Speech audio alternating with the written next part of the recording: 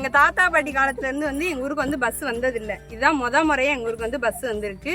Bus வந்தது வந்து எங்க ஊர் மக்கள் வந்து நல்லா வரவேற்று குழவை போட்டு எல்லாம் பண்ணாங்க. அதனால இந்த பஸ் வசதி ஏற்படுத்தி கொடுத்த போது தமிழ்நாடு முதலமைச்சருக்கும் ராஜகண்ணப்பன் வனத்துறை அமைச்சர் ராஜகண்ணப்பனுக்கும் ரொம்ப நன்றி.